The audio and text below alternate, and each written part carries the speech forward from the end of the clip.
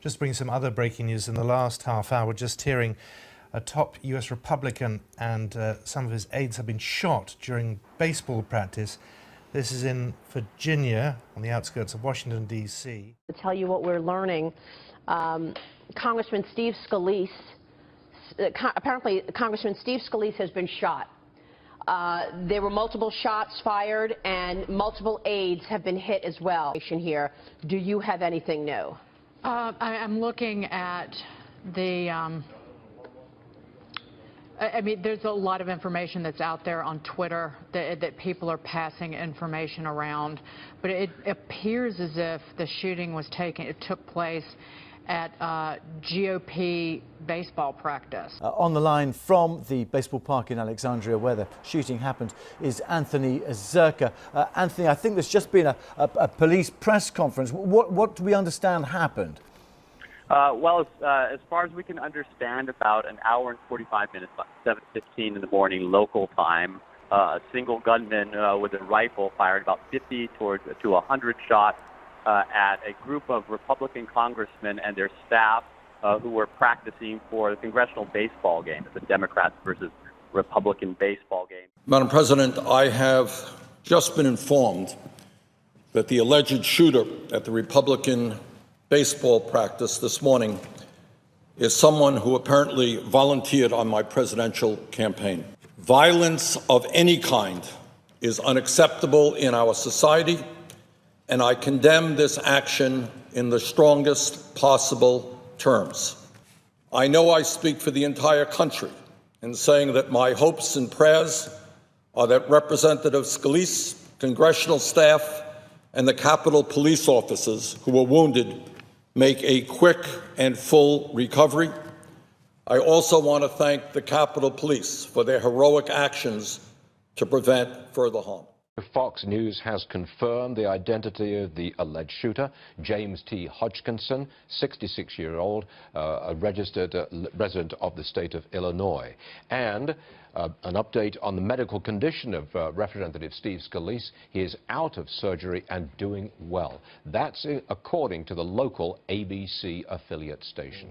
And I understand you feel now that you may have spoken with this gunman. You tell the story, take it from wherever the beginning is.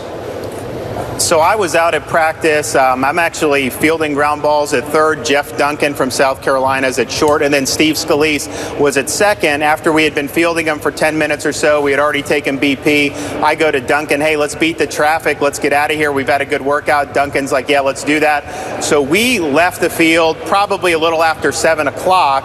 The rest of the guys were still out there practicing. Once we got into Duncan's car, his aide's car, there was a gentleman that walked up to us, kind of a middle-aged guy, and wanted to know whether there was Republicans or Democrats out there. Duncan told him it was Republicans. We both kind of shrugged it off. By the time we got back to the Hill, when news broke, we immediately called each other and said, that guy was really, we got to report that. So we reported to the Capitol Police. Now, having seen his photo, I do believe, and I talked to Jeff as well, we both believe that that was the guy has been identified as the shooter, the same guy that came up to our car before we pulled out 5-10 minutes before the shooting this morning. I can tell you that I think with absolute certainty nobody would have survived without the Capitol Hill Police. They saved everybody's life. Incredibly brave and deserve everyone's praise, because with this guy, who knows how heavily armed he was, but nobody else had a weapon, so he was just killing everyone. He would have, and I think the Capitol Hill Police, apparently both were wounded. I hope they survive, and you know, they deserve our gratitude for saving. It would have been a massacre without them. Authorities are continuing to investigate the crime, and the assailant has now died from his injuries. The FBI is leading the investigation and will continue to provide updates as new information becomes available.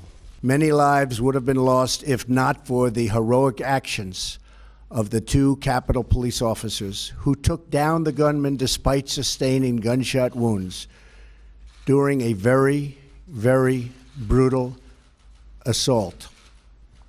Melania and I are grateful for their heroism and praying for the swift recovery of all victims. We also commend the brave first responders from Alexandria Police Fire and Rescue who rushed to the scene. Everyone on that field is a public servant.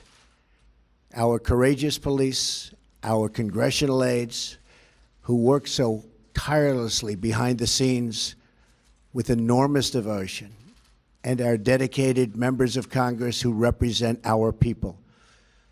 We may have our differences, but we do well in times like these to remember that everyone who serves in our nation's capital is here because, above all, they love our country. Together for the common good.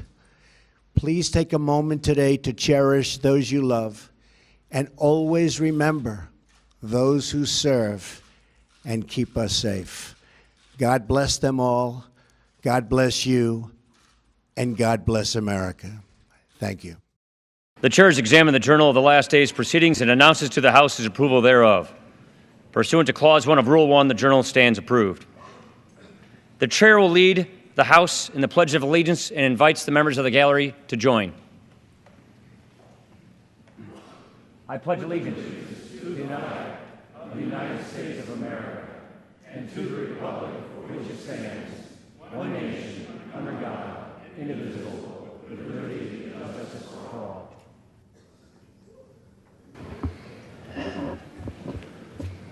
My colleagues, there are very strong emotions throughout this House today. We are all horrified by this dreadful attack on our friends and on our colleagues and those who serve and protect this Capitol. We are all praying for those who are attacked and for their families. Steve Scalise, Zachary Barth, Matt Micah, Special Agent David Bailey, Special Agent Crystal Griner. We are all giving our thoughts to those currently being treated for their injuries at this moment. And we are united. We are united in our shock. We are united in our anguish. An attack on one of us is an attack on all of us.